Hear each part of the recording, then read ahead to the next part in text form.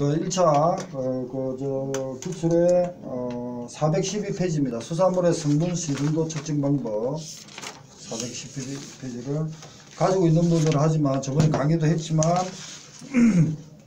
이걸 지금 548회는 이걸 하겠습니다. 이거 보면요, 수산물의 성분 신선도 측정 방법입니다. 첫 페이지입니다. 이거는 다 1차하고 2차하고 관계되니까 반드시 정리를 하십시오. 아까 전에 수산물의 알페사 할 거 있잖아요. 살아있을 때 글리코겐이 움직이고 ATP가 감소되고 뭐 저산이 생성된다. 그거 하고 이거하고는 한 40페이지 안 되니까 자주 봐가지고 1차, 2차 커버가 다 된다고 저는 생각합니다. 저도 지금 이해를 다 못했지만,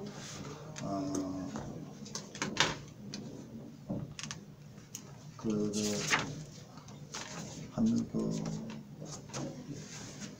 10장 정도는 반드시 봐두시기 바랍니다. 수산물의 성분입니다. 정량실험입니다. 정성실험은 무엇이 있냐고, 무엇이 있는데, 놓았는데, 그 다음 보니까 A가 나왔어요. 그래서 뭐가 있냐? 정량실험입니다. 그래서 해조류의 성분을 보니까, 홍조로, 갈조로, 녹조로가 있더라. 녹조로 가지고, 외우셔야 됩니다. 1차는. 김은, 홍조로는 김, 우뭇가사리, 꼬시래기, 쉐발. 여기서 이제, 우뭇가사리, 꼬시래기는 한천 쪽으로도 많이 가는데, 자연한천, 우뭇가사리, 꼬시래기는 자연한천, 꼬시래기는 공구한천입니다. 그리고 탄수화물이 많죠. 녹조로, 그리고 갈조로, 미역 다시 모자봐. 김은 1년생인가 그렇고, 미역은 그렇고, 다시마가 3년생인가. 이것도 지금 다 하나하나 다 놓았습니다. 김은 아까 전에, 조선시대 17세기부터 전라도에서 김양식을 했다. 그 다음 무기질입니다. 수산물 성분을 보니까요. 탄수가 없는 것을 말합니다. 물론 그런 게 무기질이 있더라. 그리고 탄수화물이 있고요. 탄수가 있는 것 탄수화물입니다. 고분자 다당류가 있고 한천, 우뭇가사리, 꼬시리, 진두발 있고 색소가 성분이 있습니다. 그리고 이제 어페로가 성분은 대학교재에 보면은 60에서 93%, 90% 이상이 된다는 거 이렇게 있습니다. 근데 다 중간에 뭐 70% 사고 이건 어디서 봤는지 몰라도 바꿔십시오. 대학교에서는 60% 이상, 90% 전후까지 있더라. 이렇게 수분이 되고요. 그 다음에 자유수와 중결합수, 결합수가 나눠지고 단백질이 있습니다. 단백질이 나중에 이제 죽어버리면은 자기 소화로 돼가지고 나중에 부패로 넘어가는 어떤 아미누라든지 아모니아 같은 게 탄생시킵니다. 발생시킵니다. 그 다음 탄수화물. 그 다음 해조류에 들어있는 대표적인 탄수화물 한천. 우리가 그래서 한천이 중요하다. 이런 부분을 좀 해보시고요. 그 다음에 X성분입니다. X성분을 질문을 앞에도 오타가 아까 있었다고 했죠. 근데 X성분은 이렇다. 그러니까 제가 1차 기출이었고요.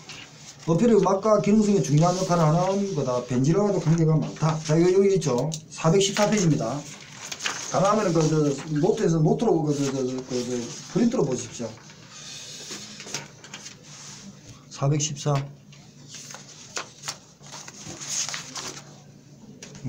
413. 책에는 415페이지. 뭐가 앞에 늘어났습니다. X성분입니다. 14페이지, 1페이지 늘어났.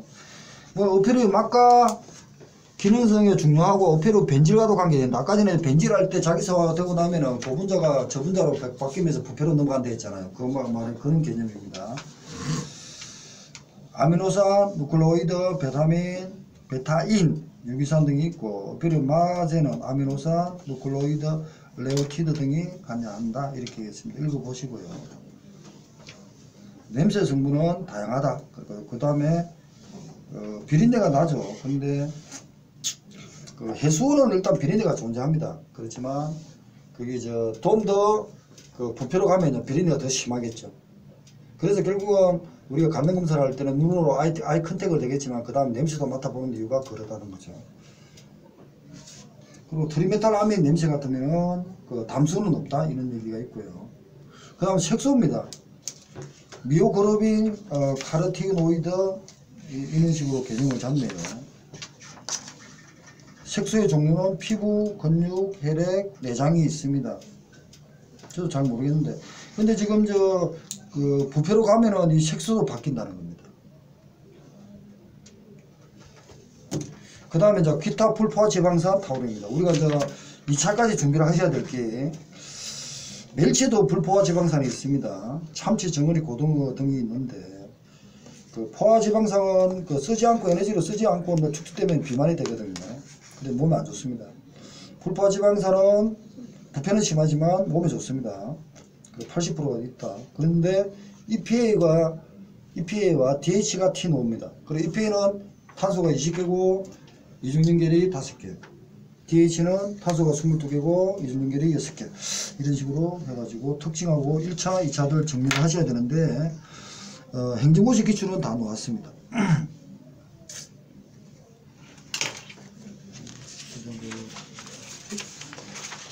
그러니까 여기는 보면은 그 에어코펜 사이든가 막 이렇게 그 어려운 말을 쓰지 마시고 EPA, DH 이것만 하십시오. 뭐 DH가 도코사, 헥사, 엔사 자꾸 이렇게 이으려면은 돌아버립니다. 그걸 이오는 것도 손을 좀 끄시고 EPA, DH. 물론 우리가 이제 그 수험생 입장에서는 EPA, DH는 탄소가 22개고 이중결합이 6개인데 성인병 예방, 하선 능적, 시력이 향상된답니다. 우리 같은 사람은 DHA를 먹어야 됩니다. 뭐 그런 식으로 기능 같은 거를 좀 보시고. 그 다음에 이제 포화지방산, 불포화지방산을 이제 설명했고요. 등푸는 뭐 이렇게 등푸는 생성등 록에 6에 있거든요. 이것도 어떡하 나는데. 불포화지방산. 그런데 우리가 그 몸에 좋은 오메가 또 불포화지방산은 오메가 36, 9에 있는데 그 3가 좋답니다. 그 다음에 이제 수산물의 영양과 붉은살 생성과 흰살입니다. 적색과 백색입니다. 얘는 뭐 적색이냐 백색이냐 중요한 게 아니고 보편적으로 이런 개념을 먼저 들어오셔야 됩니다. 그래서 그 사후경직하고 이제 관계를 바로 가지고 갑니다. 물론 그 문제는 뭐 생선을 많이 하는 사람은 그 강어가 백색이죠. 그런 식으로 이제 우리가 먹을 때 잘 생각해 가지고 좀 정리하면 되는데 그 문제는 이 자기 그 사후경직하고 부패하고 관계되는 게 교수들이 또 이렇게 열심히 또 그 연구를 했습니다. 그래서 사후경직하고 부패하고 관계되는 개념이 백색이 빠르냐 적색이 빠르냐 이렇게 하는데 그거는 답이 없습니다. 일반적이나 보편적이나 조건이 이런 말이 들어가야 되지 수험생 달랑달랑한 거 다 틀린 말입니다. 작년에 저도 그렇게 배웠는데 지금 보니까 다 틀렸다. 지금 바깝니다. 그래서 그런 개념으로 보시게 됩니다. 적색어 같은 거는 뭐 참치꽁치 뭐 하고 밑에 백색어는 도미, 맹태, 강어 뭐 이런 거 있는데 뭐 특징을 좀 보다가 넘어갑니다. 문제가 보면 어육 단백질에 관해서 옳지 않은 것은 굉장히 어려운 말이죠. 278번이 어려운 문제입니다. 근육 단백질은 용매에 대한 용해성 차이로 따라 3종류로 구별된다. 어떻게 합니까 우리가 막말해가고 그죠? 틀리라고 낸 거예요 문제가. 그렇지만 수험생 입장에서는 고민을 해줘야 된다. 3번은 어육 단백질은 근기질 단백질이 적고 근원선류 단백질이 많아 충육에 비해 어육의 조직이 연하다. 문제를 봅니다. 410 박스 안에 278번 되어 있는 거예요. 그 다음에 콜라겐은 근기질 단백질에 해당된다. 근데 이번이 더 틀렸거든요. 적색어는 비해 근행질 단백질이 적다. 적색어는 근행질 단백질이 많다. 이게 이제 답이라는 겁니다. 적색어는 혈압육이라고 그러거든요, 교수들이.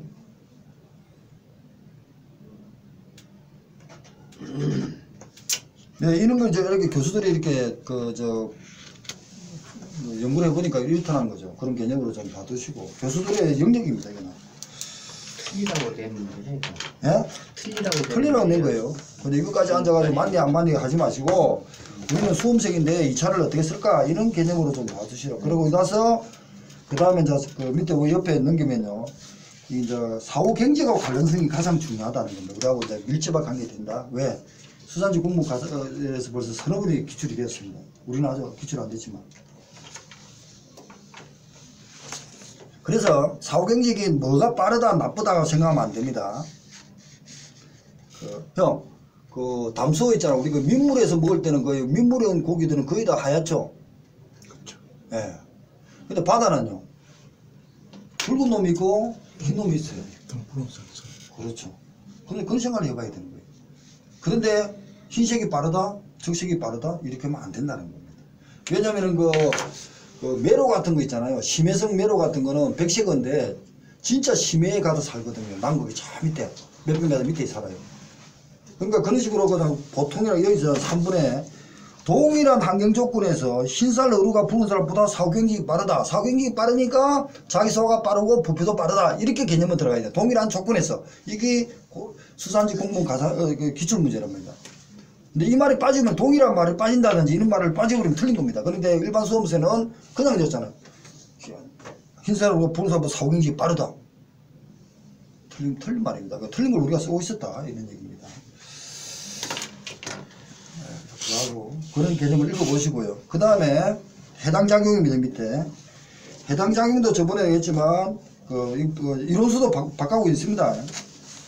수산물에 함유된 글리코겐이 분해되면서 에너지 물질 ATP, 아데노신 3인산이 변화와 감소가 된다. 변화와 감소입니다. 정지 감소입니다. 동시에 젖산이 생성됩니다. 신수도가 떨어지면 이렇다는 거죠. 그러고 나서 결론은 어페로가 죽은 후에 ATP 감소되면서 젖산의 증가가 핵심이다. 젖산의 생성은 미생물의 발육과 관련이 되며 미생물의 생리 조건에 만들 수 있는 전제 조건 또는 환경이다. 이겁니다. 그런 식으로 말을 만들었습니다. 이게 정확한 얘기입니다. 수험서 있는 건 다 틀린 겁니다. 대학 교수도 뭐 되어 있지만 저는 제 친구가 김경욱이가 의대 출신이라고 그랬잖아요. 그 친구는 생물학, 화학 이렇게 확실합니다. 대학 교수는 못 쳐. 수험서 그러니까 그게 맞는 줄 알고 저도 따라갔지만 작년까지는. 올해는 틀렸습니다. 또 올해가 틀린 게 아니고 제가 작년에 몰랐다는 겁니다. 그러고 나서 일반 수험서 다 틀린 겁니다. 이게 정리 좀 하시고요. 그러고 나서 이제 일에 기출되어 있는 해설도 틀린 겁니다. 그러니까 ATP가 증가, 감소고, 정지나 감소고, 사후경직입니다. 똑같은 말이 들어가고요. 사후경직도 보면은 아까 전에 사후경직과 흰색과 적색의 관련성을 중간에 이었습니다. 일반적 동일한 조건이 부가적으로 단어가 들어가야 논리가 백색가 빠르다 이런 개념으로 보고요. 그 다음에 해경이 있고요. 그 다음에 자기소화가 있습니다. 자가소화. 자기융해도 말을 씁니다. 자기융해도 말 씁니다. 아까 전에 사후경직은 사후강직이라는 말을 썼고요. 자기융해도 씁니다. 자기소화를. 그 다음에 부패입니다. 부패를 한번 읽어보겠습니다. 421페이지. 저는 420, 부패입니다. 자기소화가 진행되면서 미생물의 정시각이 좋은 환경이 더 되는 거죠. 그래서 급속히 증가합니다. 이 미생물의 호수작용에 어체의 성분인 단백질, 지질 등 고분자죠. X성분에서 고분자가 있잖아요. 고분자를 빼고 저분자가 X성분이잖아요. 단백질, 지질 등의 아민유, 유자도 이게 날라갔는데 밑에가 암모니아, 저급지방산 등으로 분해돼가지고 부패가 진행됩니다. 저급지방산으로 분해됩니다. X성분도 보면은 저급 어떤 그런 저급이 아니고 저건 고분자, 저분자 이렇게 변화가는 거 부패가 진행되니까 그것도 관계된다는 겁니다. 부패 특징으로 비린내가 나는 현상으로 트리메탈 아민 옥시드가 트리메탈 아민으로 된다. 이게 작년 4회 1차 문제고요. 그러고 나서 단백질이나 지질 등 미생물의 작용에 의해 분해되는 과정을 부패를 한다. 뭐 이런 식으로 다 정리되어 있습니다.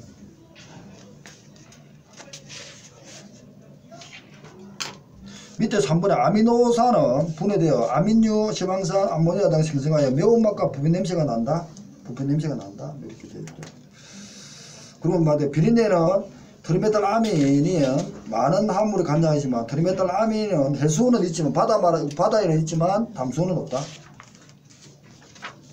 그럼 미꾸라지 같은 민물고기에는 흙냄새 나는 것은 디오스민이라고 지금 하고 있네요. 그 다음에 이제 간능 신수도 측정 방법입니다. 간능 검사입니다.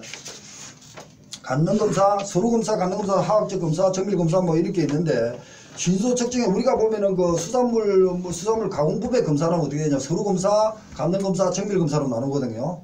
근데 이것은 신수도 측정의 방법에는 간능 검사, 화학 검사, 세군학적 또는 미생물 검사로 나눕니다. 그렇게 좀 처음에는 작년할 때 그렇게 구분해야 된다고 생각하는데 구분하는 게 나을 것 같습니다. 그러니까 농수산물 분지관리법 88조의 검사의 항목에서는 수산물 수산가공품의 검사 항목에 되어 있거든요. 그는 간능검사, 정밀검사, 그러니까 간능검사, 서류검사, 간능검사, 정밀검사로 해가지고 박스가 있었습니다. 간능검사는 무포장, 포장. 그때는 서류검사, 간능검사, 정밀검사로 나누었습니다. 예, 농수산 품질관리법 88조에 근거를 해가지고. 근데 여기는 신수도 측정을 위해서는 우리는 간능검사를 먼저 하고, 우리 같은 수분산을 간능검사하죠. 그 다음에 화학검사, 미생물 또는 세군학적 검사로 나누어진다는 겁니다. 예, 여기서 신수도를 놓치면 불필요하니까. 그래서 간능검사가 오간이 어떻고 하면서 정리해놨습니다. 우리니까 다 반드시 읽어보시기 바라고요.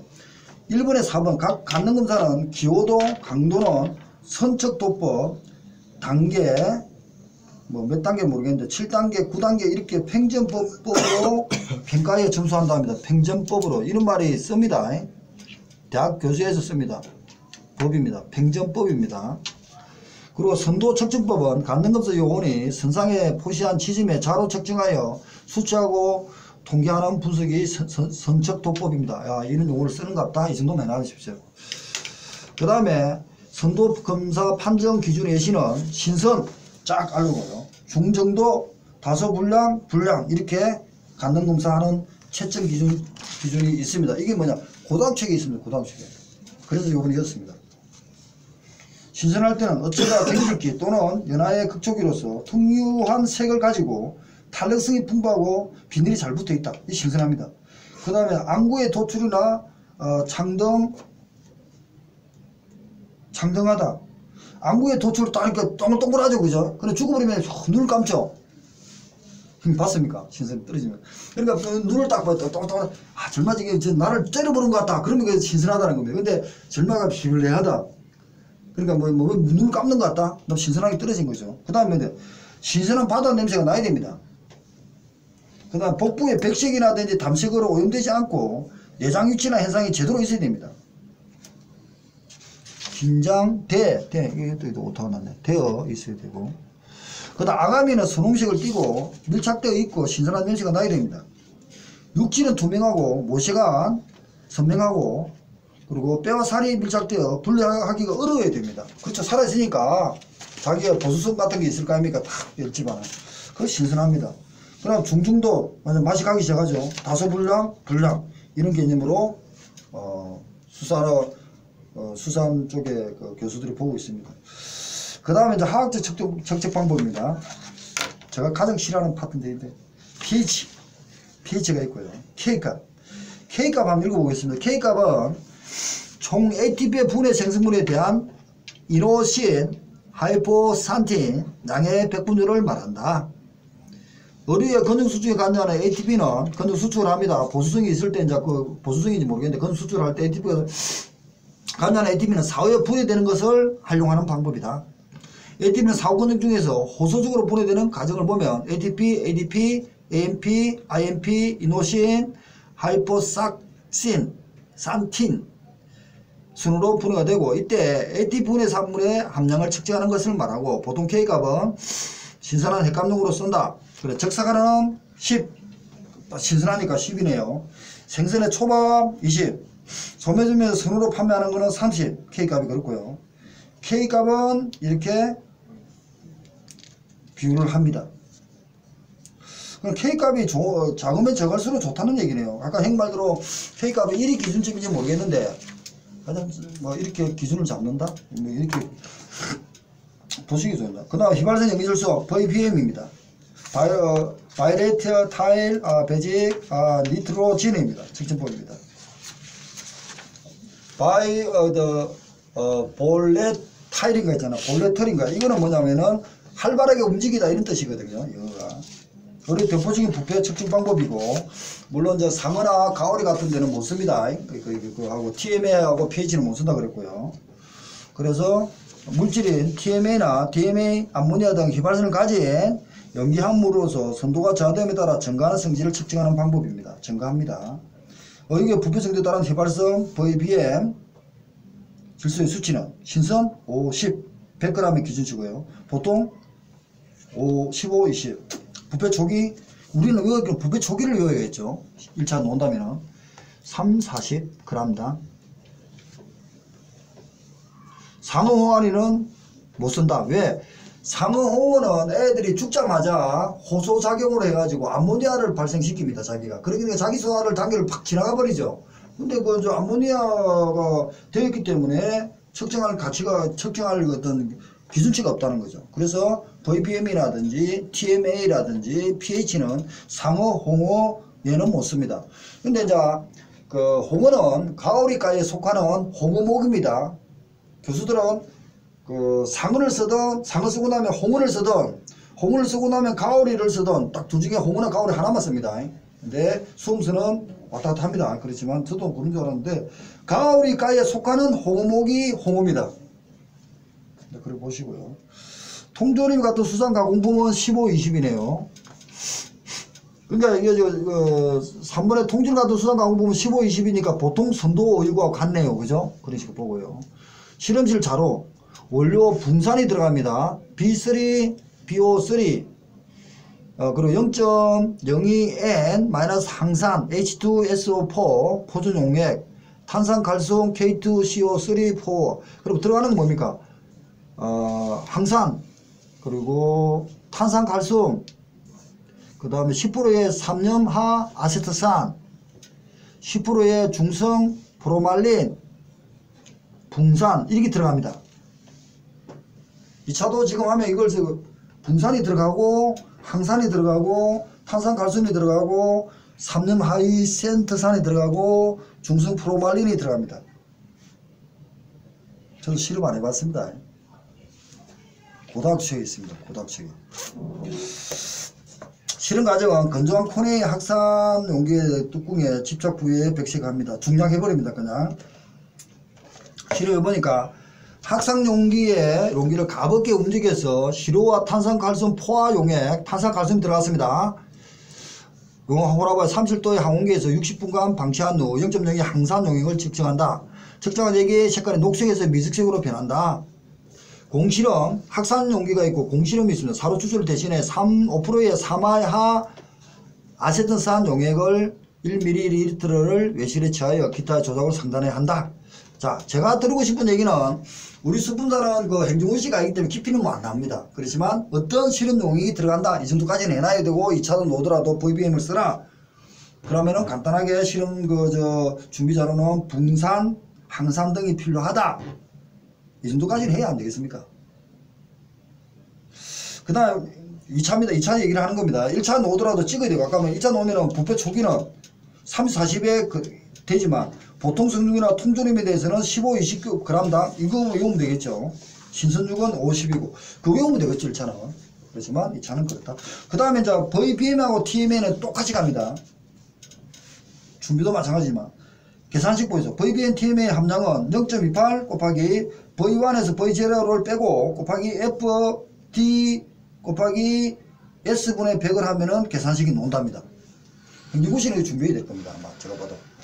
근데 우리는 아니다. 이런 게 있더라. 이 정도만 하고요. 그럼 0.08이라는 것은 0.08 0.02인데 0.28인데 이것도 이가 빠졌네요. 밑에 큰일 나버렸네. 0.28 곱하잖아요. 그죠? 옆에도 똑같거든요.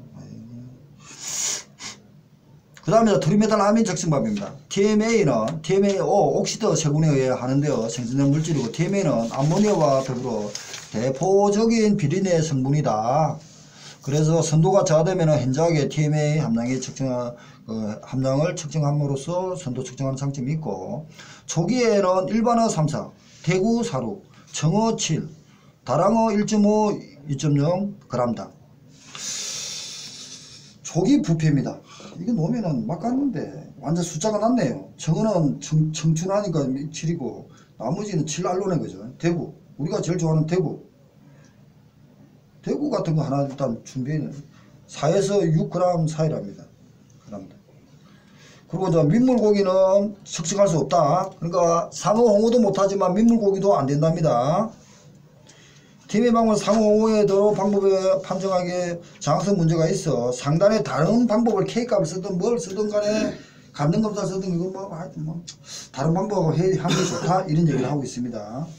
실험 자료입니다. 원료에다가 붕산 똑같죠. 항산, 탄산칼슘, K2CO3, 삼염 하이세트산, 중성 프로말린 이렇게 되어 있습니다. 그리고 나중에 이제 그 다음에 이제 VBM 계산값 똑같습니다. 0.28 곱하기 0.2인가? 28 곱하기를 하는데 왜 이거 하여튼 뭐 기준치를 꼭 바라봐요. 이렇게 계산하더라 이 정도 보고요. 그 다음에 아까 전에 오탄 난 거는 좀 더 고민해 보고 0.08이 아니거든요. 08이 맞는지 28이 맞는지 제가 정리하겠습니다. 해가지고 다시 카피 올리겠습니다. 그 다음에 휘발성하는 성물질이 있습니다. VRS입니다. 바이올레이터, 리두싱 어떤 서브스텐스, 그러니까 활성화되어 있는 것을 리두스 감소시키는 물질입니다. 리두스가 감소시키다는 뜻이거든요.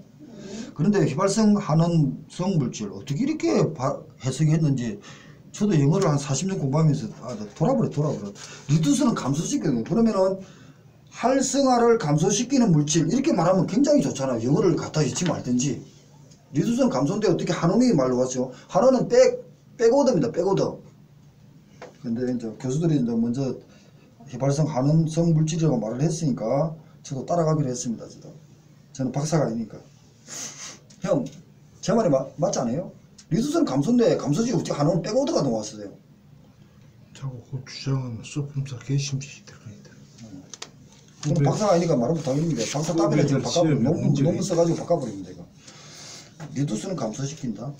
근데 의육의 수증기 정류액에 이거는 이제 한원성 VRS는요 가망간산 칼륨이 들어갑니다. 그리고 20당 함량인데 당량 20mg 당량이 맞습니다. 초과하면 부패입니다. 20으로 보내요. VRS는요. 근데 가망간산 칼륨 참. 가망간산 칼륨입니다. 가망간산 칼륨입니다. 자, 수용성 단백질 성운 침전 방법이 있습니다. 성운 침전 방법.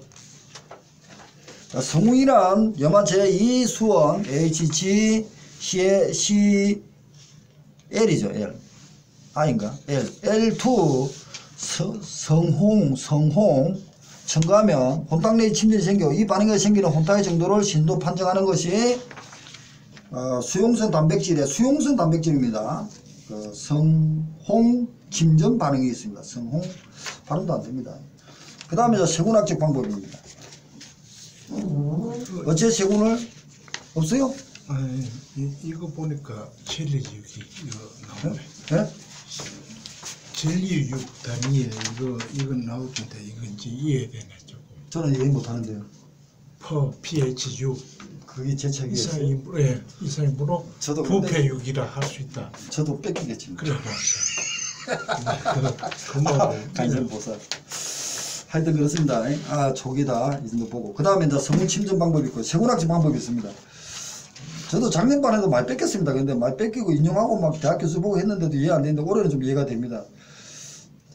세군학적 방법은요 어군에 측정하는 순도 이성점을 따라서 있는데 그람당 세군수가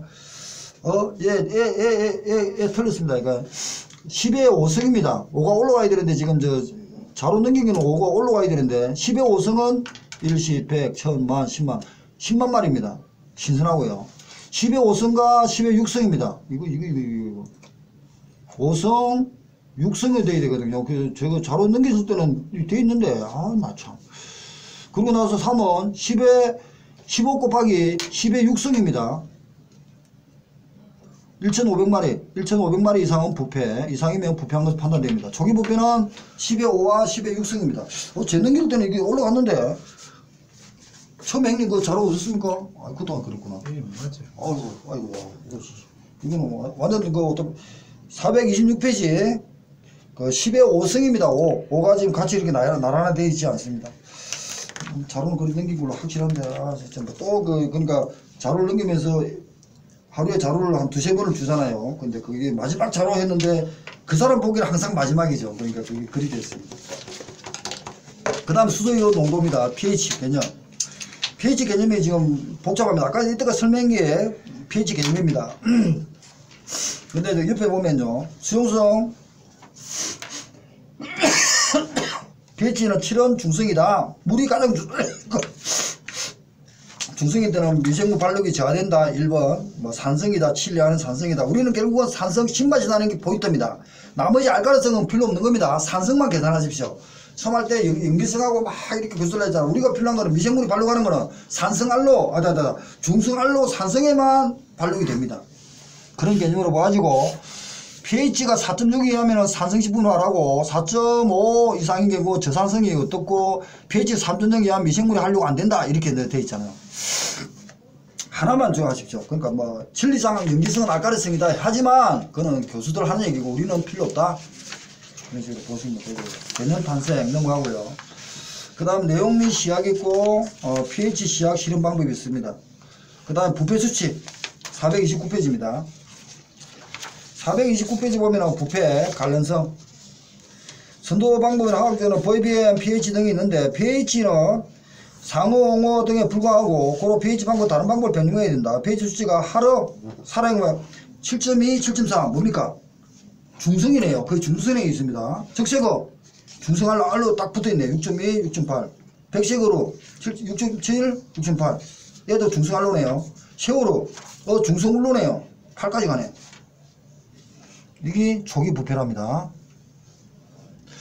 그 다음에 이제 연전부 강공시 공기가리와 pH 상이다. 연전부를 보면은 그 냉동을 했을 때 해동을 하죠. 그 다음에 액상이 돼야만이 미생물이 발로 가겠죠. 그러니까 pH 측정이 들어가 버린다는 겁니다. 그리고 나서 제동을 했을 때도 pH 측정해서 높아버리면은 제동을 하지 말아야 했는데 했다. 그러니까 쉽게 말해서 식품 가공업자나 판매업자가 사기쳤다는 거죠.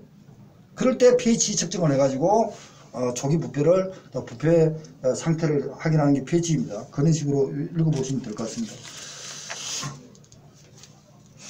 그러면 그 pH 범위와 제어 상태, pH 실험 방법이 있는데 그 430페이지거든요. 저는 pH가 6.5에서 7.5 가장 탄력이 좋답니다. 그러니까 그 중성 사이에서 6.5에서 7.5가 망상 구조가 가장 탄력이 좋다. 쉽게 말해서 제가 다시 외우라는 겁니다. 수산물 분지 관리사 1차와 2차는 65%에서 75%가 중복됩니다. 외우시겠네. 외우십시오. 그리고 8층은 그러니까 pH 8 이상은 젤리 모양의 액상이 됩니다. 액상에서 좀 더 세팅해버리면은 겔 상태 가는 거, 그걸 겔 상태 교수들은 망상구조, 그러니까 쉽게 말해서 거미집 있잖아. 거미집까지 팍 한 게 망상구조입니다. 그렇게 되더라.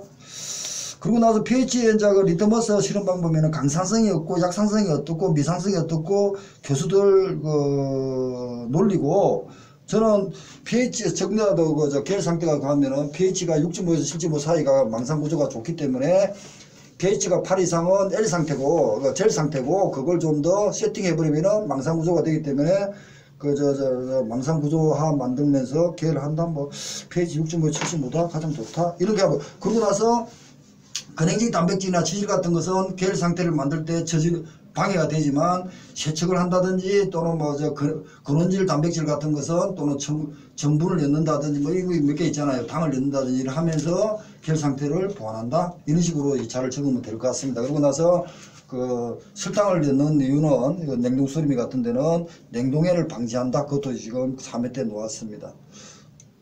이 게를 만드는데 근원성 유단백질을 요구하는. 그렇죠, 그렇죠. 근행질은 아닙니다. 지질하는 또 제외되고 그래서 세척하고 뭐 그렇게 합니다. 일단 마치겠습니다.